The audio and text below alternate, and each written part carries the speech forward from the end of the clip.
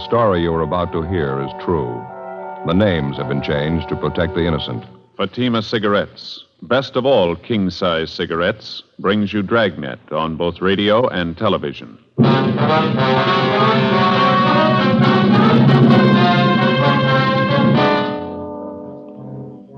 You're a detective sergeant. You're assigned to robbery detail. A jewelry salesman is slugged and robbed of $20,000 in precious stones. After months of investigation, you finally discover the man responsible for the holdup. You've got the evidence to prove him guilty. Your job, bring him in. Fatima, America's first largest-selling blended cigarette. Now, best of all king-size cigarettes. Prove it yourself today. Compare Fatima with any other king-size cigarette. 1. Fatima's length filters the smoke 85 millimeters for your protection. 2. Fatima's length cools the smoke for your protection. 3. Fatima's length gives you those extra puffs, 21% longer than standard cigarette size. And in Fatima, you get an extra mild and soothing smoke, plus the added protection of Fatima quality. Definitely the best quality in its class, but the same price as the cigarette you are now smoking. Buy Fatima in the bright, sunny yellow pack. Best of all king-size cigarettes.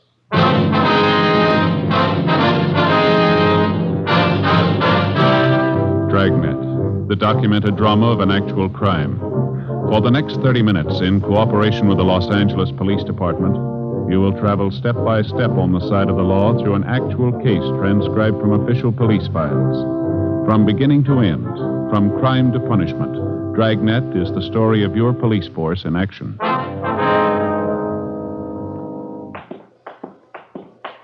It was Thursday, July 18th. It was sultry in Los Angeles. We were working the day watch out of robbery detail.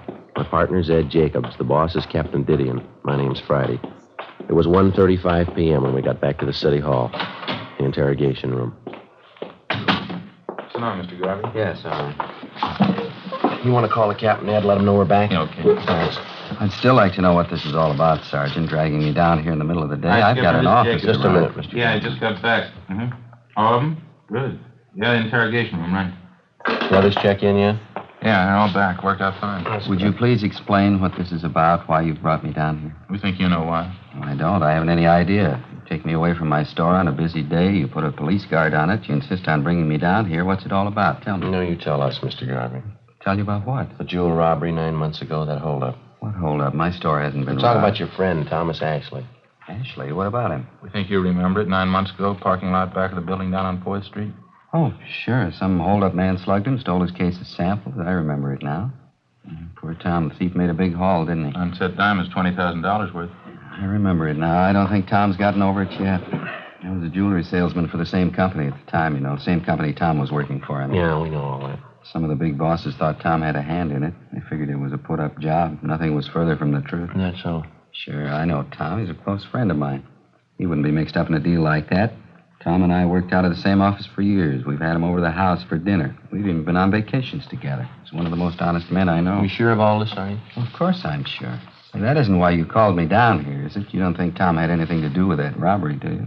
You don't think he was in on it? He had nothing to do with it. I think you know that as well as we do. Then why am I here? There's nothing I can tell you about the holdup. Only what I heard from Tom, what I read in the news. No, you can tell us a lot more, Garvey. We didn't bring you here just past time of day. Tom was slugged and his sample case of stones were taken. That's all I can tell you. You're a liar, mister. What? You engineered the whole thing. We know it, and so do you. Was this some kind of a joke? If it is, I think it's in very... It's a long way from a joke, Garvey. You planned the job. You got the loot. We can give you chapter and verse. I really think you're serious. You think I robbed Tom? We're past the thinking stage, Garvey. We already told you. We know you robbed him. Now, wait a minute. This thing is ridiculous. The whole idea is ridiculous. I don't know who gave you the so-called information on me, but it's wrong. There's nothing further from the truth. Nobody gave us the information. We got it ourselves. You're really serious, are you? I robbed Tom, and you can prove I did. You're getting the idea. I don't know what to say. It's fantastic. I robbed my best friend Tom Ashley 9 months ago. I have $20,000 worth of diamonds, and you can prove it. Every bit of it. What about it? I think you're out of your mind. My name's George Garvey. Are you sure I'm the man you want? There couldn't be a mistake. No, there's no mistake. This thing would be funny if I didn't think you were serious. Let me ask you just one question. Maybe that'll clear it up for you. Yeah? If I held up Tom Ashley, how is it he didn't recognize me? You know better than that, Garvey. What? You didn't hold up Tom Ashley yourself. You had someone do it for you. Oh, cloak and dagger, huh? I'm afraid this is getting a little too wild for me, Sergeant. Maybe you can waste time making ridiculous charges. I can't. I'm going back to my store. It's a weak bluff, mister. It's not going to do it. Excuse me. Are you sure you two men haven't been drinking? Sit down, Mr. Garvey. I told you I'm going back to my store. Sit down. Look, you have no right to keep me here. These are ridiculous charges. You think I'm one of those cheap hoodlums you're used to dealing with. No, now come off it, mister. You got a $5,000 car and a $40,000 home. That doesn't rate you as special treatment. You're a thief, and you know it as well as we do. I don't have to take this from you. You haven't got much choice. We just finished 5 months' legwork proving it. Proving what? All right, now sit down there. You engineered that holdup. We know who you got to do it. We know how it was carried out. We know how you planned on disposing of the diamonds. We know who your fence was. We know what the split was. We know what you did with part of the money. We know how much you got left. Is that right? Yeah, that's right. What can I say? I don't even know what you're talking about. Any way you want it, Mr. Garvey. Maybe you'd like to tell me why I did all this. You know it better than we do. No, I mean it. Tell me. You weren't making enough money at your job to suit yourself, suit your wife either. That's pretty good. Marilyn would get a big kick out of that one. All right, fella, we can wait it out as long as you want. We spent 9 months on this already. Another few days aren't going to make that much difference. Just as a matter of curiosity, how'd you first start off on this tangent? Whatever gave you the idea that I had anything to do with the holdup? When you started to spend money. New car, new office for yourself, fur coat for your wife, transferred your 2 children to that private school. And that makes a holdup man out of me because I wanted to send my kids to a better school? Where'd the money come from? Can you explain that? Don't you think that's my business, Sergeant, where I get my money, what I do with it? Not when you get it stealing. I'm afraid you're going just a little too far. You insist I'm a thief. I'm going to insist you prove it. All right. Have a look over here, Mr. Garvey.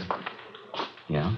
Some of the reports on the investigation. Reams of them. They cover everything from the time of the jewel robbery up to late yesterday. It's all right there. Everything from the crime report to signed statements. Well, how would that concern me? 3/4 of the stuff concerns you. Have a look for yourself. I still can't get it straight in my mind. What makes you think I had anything to do with that robbery? You know what this is, Mr. Garvey, this machine right here? No? Some kind of recording apparatus? That's right. It's a tape recorder. You've been taking down this conversation, and why? No, not this one. We've been recording every conversation that took place in your office for the last 4 months, every word. What do you mean? Just that, Mr. Garvey. Every time you talked on the phone, every visitor you had, it's all down on tape. 25 reels of it. Interesting. Is that supposed to frighten me? No, we don't care if it frightens you or not. Something else here. Yes? Reports on what you've been doing for the last 4 months. Daily reports, every movement you made. That's so. Everywhere you went, everybody you talked to, everything you did. Want to hear a sample? This must be some kind of a joke. That's the only explanation I can think of. May 12th, Thursday. Sergeants Bitteroff and Rafferty. Those are the 2 officers who were tailing you at the time. You checked in at your new office at 9:38 a.m. At 10:03 a.m., you had a visitor, Kenneth Tyson. You talked to him in your office. Conversations recorded. Tyson left at 10:18 a.m. At 10:32 a.m., you left your office. If you're trying to impress me, I'm afraid it isn't working out very well. You care for a cigarette, Garvey? No, thanks. I have my own. All right. Well, I've wasted enough time. Exactly what's the point of all this? Pretty simple. You're responsible for a robbery. We can prove it. We're giving you the chance to make a statement. It's nonsense. Is it? Of course, people following me, checking everything I do, where I spend my money, where I send my kids to school. What's it all about? It doesn't make any sense. All right, Mr. Garvey, we've said it before. We can wait it out as long as you want. Look, let's get this thing straight. Let's go back to the beginning and take it step by step. That's fine. The holdup was last fall, wasn't it? Sometime in October? October 7th, Monday, 5:20 in the afternoon. All right, now just what am I supposed to have done? None of your vague references about a new coat for my wife or where I send my kids to school. Let's have some facts. Joe? All right, Mr. Garvey. You went to work as a jewelry salesman for the company 10 years ago. Your friend Tom Ashley, the victim, started the same year. The 2 of you have been pretty close friends. That's right, I told you that. I will skip the rest of your background for now. 2 weeks before the robbery on September 24th, you had a meeting with a Kenneth Tyson. You met in the cafeteria on South Broadway. Tyson's 19 years old.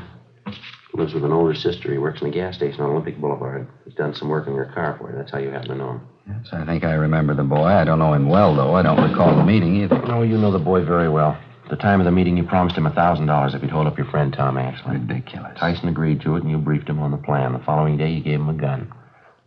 .32 caliber Smith & Wesson, serial number 362744. Nonsense. Where did you get that information? Tyson. Well, he's lying. Believe me, if he told you that, he's lying. Is he the one who robbed Tom? October 7th, at your direction, he was in the parking lot behind the Hunter Crosswell building. Tom Ashley came out to get in his car. He had his case of sample diamonds with him. Tyson held him up, slugged him, took the stones, and got away. Of course, it's obvious. Tyson's trying to say I put him up to it. He's trying to get out of it that way. Afraid not, Mr. Garvey. Boy couldn't have carried off the holdup by himself. Well, of course he could. It's obvious he's trying to cover up. There were 6 people in the company you worked for who knew that on Mondays Ashley always took the case of sample diamonds along when he made his calls. Only on Monday you were one of the people who knew that. I suppose you've considered the other 5 people. They were all checked out at the time. They were all cleared, you along with them. But I'm not clear anymore, is that it? This young hoodlum Tyson, you're willing to take his word over mine? After the robbery, he took the case of diamonds to you. That was the next day. You paid him $500 and promised him the other $500 when he got rid of the stones. Oh, I suppose I've gotten rid of them, or do I still have them? 2 months after the holdup, he contacted a fence up in San Francisco. He drove up there and sold him some of the stones, and he broke them up and sold them. We know who he sold them to. We know what he got for them. Well, this fence, he's supposed to be another good friend of mine? We're still doing business with him. His name's Fred Lawrence.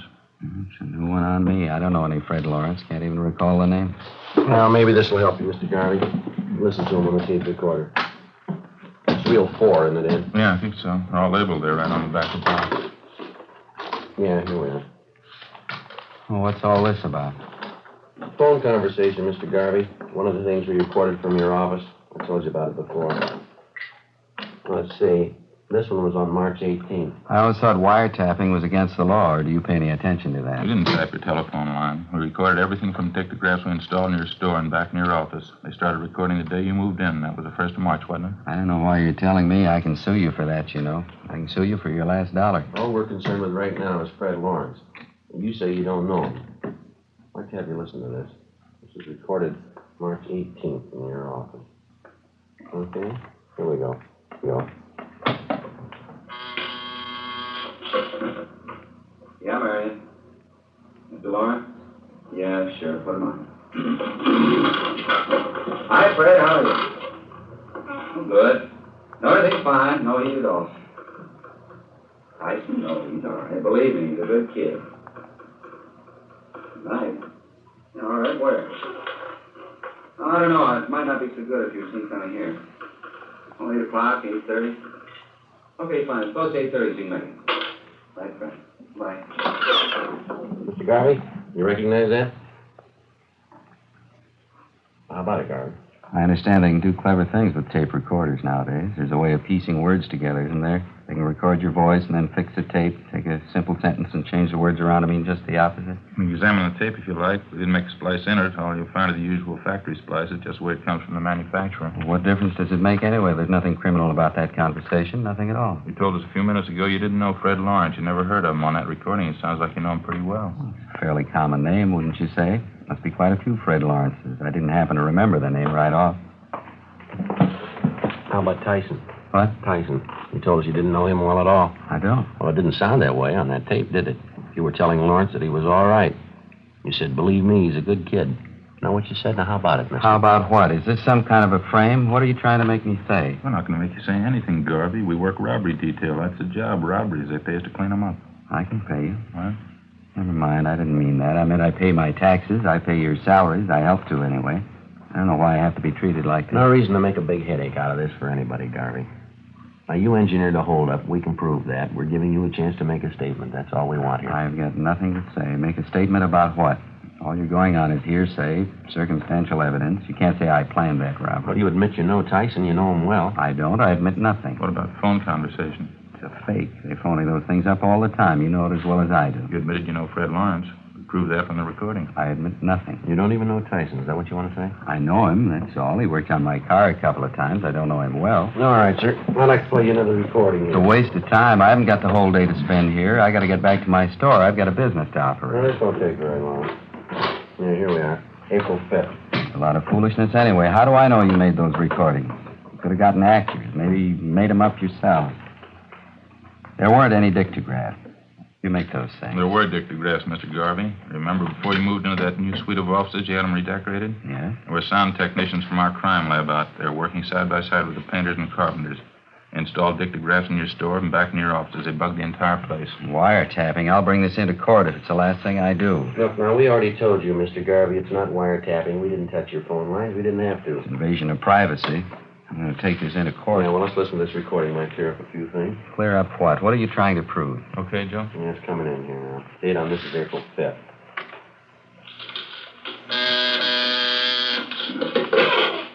Yeah, Marion.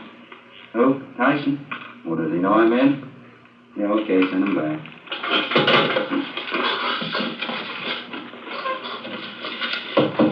Yeah, come on in. Hi, Mr. Garvey. Ken, how are you? Come on in, sit down. Thanks. Well, how you been anyway? Pretty good. Trying to get a hold of you last week. It's so hard to do. You're not in very much. Pretty busy, yeah, Ken. This time of year, you know, it keeps you going. No, I don't want to waste any time. I'd like to know how the deal's working out, though. Going back east to Albany next month. I'd like to get the rest of my money if I could. Well, just like I told you the last time, Ken, I'm sending the stuff north. I hope to hear in a couple of days. Yeah, I know. That's what you told me before. It was a pretty heavy job. I could use the money. I mean, if it wasn't so heavy, I wouldn't mind, but I got it coming, I think. Huh? Of course you do, Ken. There's no question there. It's just that I haven't got it right now. Believe me, you'd have it in a minute if it was mine again. Yeah, but that was the agreement, wasn't it? 500 before the job, 500 after, and have them last October. That's a pretty good stretch. Now, look, Ken, I told you the truth. I just haven't got it. Now, why don't you drop back in a week or so? How about it, Mr. Garvey? What do you say to that? It's ridiculous, that's all. It's an obvious fake. You can look at the tape if you like, inspect it. You can check every one of those 25 reels. We'll play every one of them for you if you want. Fakes, and they're bad ones at that. Now, look, I'll give you both a chance. Either you book me in on a charge or else release me. You try booking me in, and I'll sue you for false arrest. I'll break you. I'll sue you blind. I can promise you that. Yeah? Release me, and I'll get back to work. I'll forget all about it. Now, you name it. Which one? Book me in or release me? Oh, that's fair enough. You're going to give us a choice, huh? You bet it's fair. You could get in a lot of hot water. Now, it's up to you. Which one? You ran a bad bluff, mister. What? We're booking you in.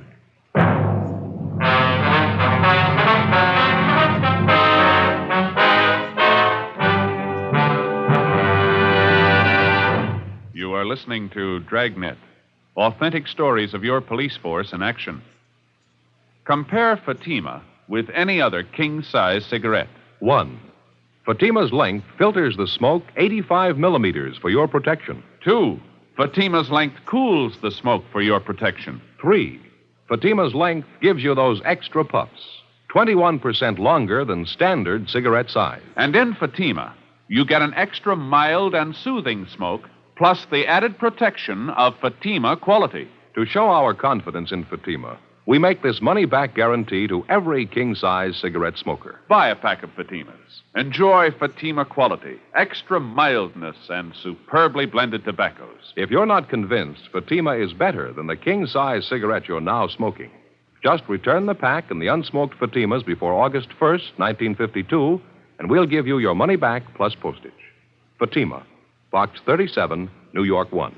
Remember, each king-size Fatima gives you an extra mild and soothing smoke, plus the added protection of Fatima quality. Switch to Fatima today. Best of all, king-size cigarettes.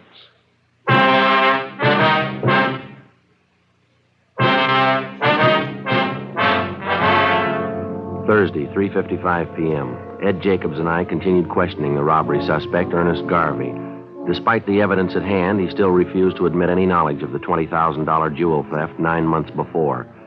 The questioning went on. Garvey's answers became more and more confused. We kept pressing, laying out the case against him step by step. 4 p.m., 4:30. We stayed at it. You must have taken quite a bit of money, didn't it, Garvey? A wife's new fur coat, new car for yourself. Where'd he come from? Now, look, there has to be an answer. Where'd that money come from? Simple. I borrowed it. Where'd you borrow it? Some of it from friends, some from the banks. I don't see how it concerns you. How much money did you borrow? Don't you think that's my business? Wasn't it about $7,000? Is that about right? Yeah. No, it was more. Well, what's the difference? It's my business. You want to grab that folder, Ed? The one Yeah. with the dark brown. That's it. Got it. Complete financial file on you, Mr. Garvey. Took us quite a few wews getting this together. A lot of work. You must like snooping in other people's affairs. No, not especially. It's pretty dull. Here's a copy of your bank statement. It's photostat. It doesn't make much sense. What do you mean? Well, we checked your income for that month, amounted to $620.18. Your bank statement here shows you made deposits totaling $760 the same month. Now, how is that possible? Well, for your information, I made a loan that month. That's probably some of the loan money I deposited. I quit my old job that time. I was going in business for myself.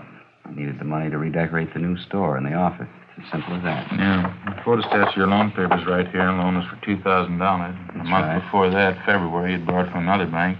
Let's see, for $3,000. Made another one in April, too. That was for $1,500, different bank again. That's right. Do we have to go over this line by line? In 3 months, you made bank loans for $6,500. Besides that, in the same 3 months, you earned a total of $1,713.88. Together, that makes $8,213.88. What's the point? Copies of your bank statements, Garvey. You have 5 different savings accounts in 5 different banks. They show from February to April, the same 3 months, you made deposits of more than $11,000. Now, how do you explain that? Garvey, any explanation? It's almost 5 o'clock. Can I use the phone? I have to call my wife and let her know. All right. We'll have to listen in on the extension. Conversation's going to be mine. Go ahead. I don't care. Okay. Dial 9 to get an outside line. No.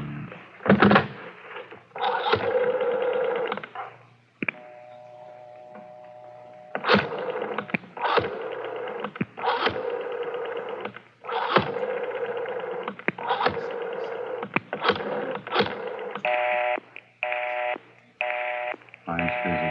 Quarterstaff is there for him to examine him, Garvey. I see him.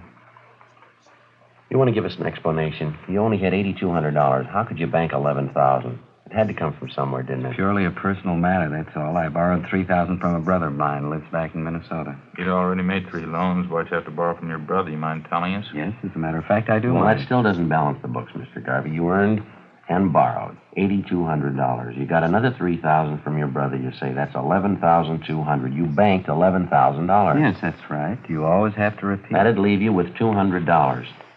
You and your family live for 3 months on $200? Is that Why it? not? That could easily be. A lot of people do it. Yes, sir, but not your family. I'm getting sick and tired of this. You're trying to tell me you know my family better than I do, what they eat, what they spend, what it takes to support them. We've been on this thing for 9 months, Garvey. We've put in a lot of hours. We know your family pretty well. If you like, I'll tell you the last time you ordered steak from the meat market when you paid your gas bill, the last time your wife bought a pair of shoes. I guess this is standard procedure for you, huh? Threatening people. We're not threatening you, Mr. Garvey. We're giving you facts. Here's another file here. It took us over a month to get this one together. Complete record of your expenses from February 1st. Covers February, March, April, May, June. I hope the police department has a good lawyer, Sergeant. You've got a fair warning. You say you and your... I'm sorry, go ahead. I hope the police department has a good lawyer, Sergeant. You've got fair warning. I'm going to sue you for your last Now, dollar. you say you and your family lived 3 months on $200. That doesn't jibe with what we've got here. Take a look if you want to. It's all Lies, here. forgeries. It's all lies. I promise you. You're gonna Photostat of the regret- receipt for your wife's coat, Garvey. $1,612.34. That includes the tax paid in full. Photostat of the contract for your new car. Down payment, $2,000. Liquor bill for the big party you threw in March, March 20th. Liquor bill, $387. Catering bill, $194. Full year's check for tuition, room, and board for your kids at the private school you sent them to, $1,864.07. Well, that's only the beginning, Garvey. Comes to a lot more than $200. Have you heard enough? I better try to get my wife again. I have to let her know. And you handle extension, will All you? right, yeah. All right, go ahead. Dial 9 to get outside, Garvey. Yeah, I know.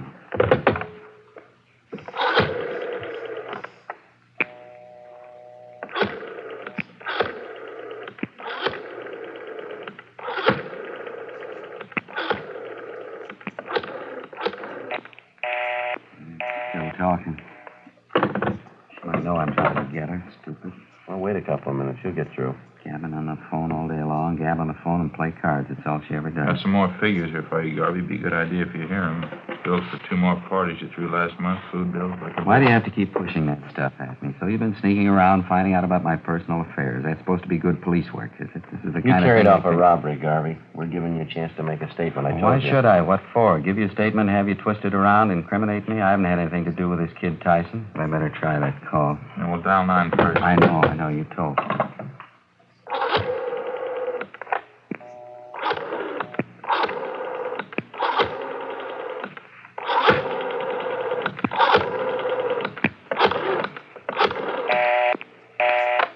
What's the matter? What's the matter with her? Stupid. She ought to know I'm trying to get her. What's the matter, Garvey? Don't forget dial 9.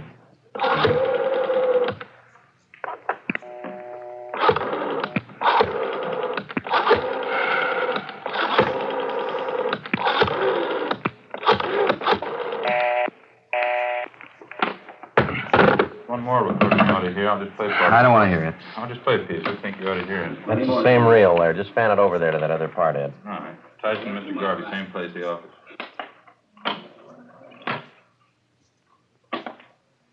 But you told me on the phone, you said you'd have the dope for me today. You said today, sure. Now, wait a minute, Tyson. I didn't say that at all. I said maybe I'd have it for you. I didn't say definitely. Look, I can't give you what I haven't got. I want the 500, Garvey. I need it. I stuck my neck out on a robbery job. I get 5 to life. All right, Ed. You'd be Couldn't be any plainer. Now, what do you say? Wait a minute, just a minute. Down 9. Yeah.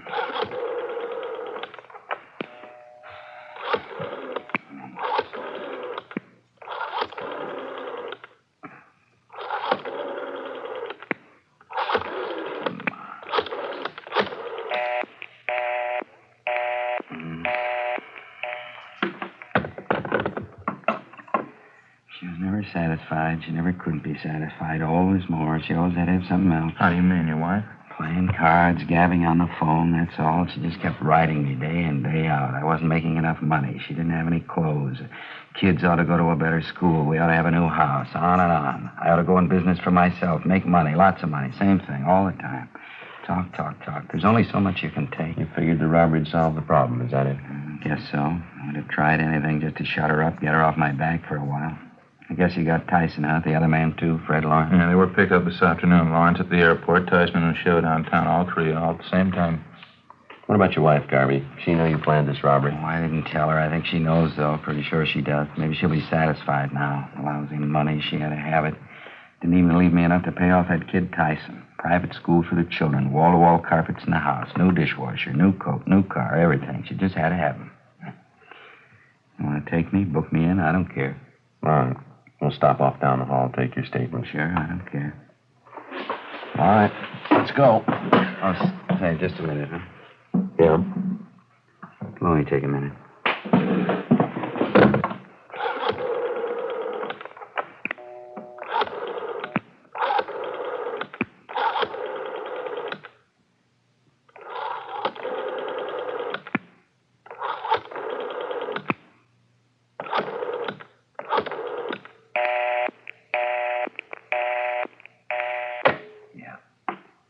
That's what I figured.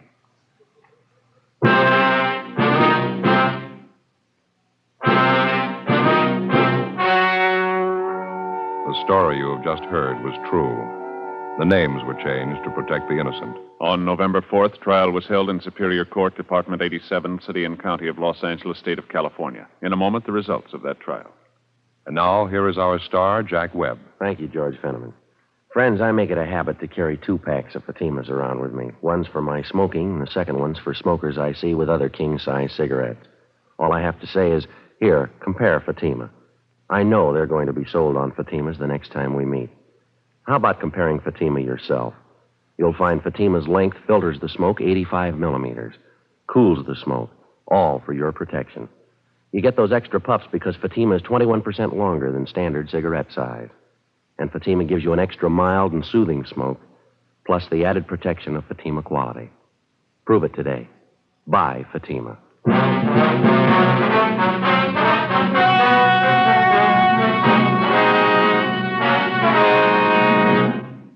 Ernest W. Garvey and Kenneth Tyson were tried and convicted of first-degree robbery, 1 count, and received sentences as prescribed by law. Fred Lawrence was tried and convicted of receiving stolen property, 1 count. First-degree robbery is punishable by imprisonment from 5 years to life. Receiving stolen property is punishable by a prison term of not more than 5 years.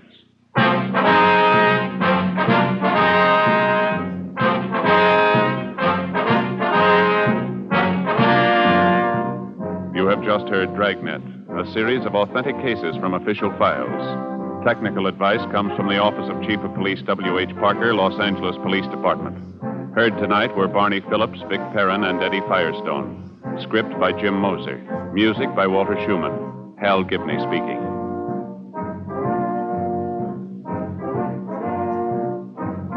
Fatima Cigarettes, best of all king-size cigarettes, has brought you Dragnet, transcribed from Los Angeles.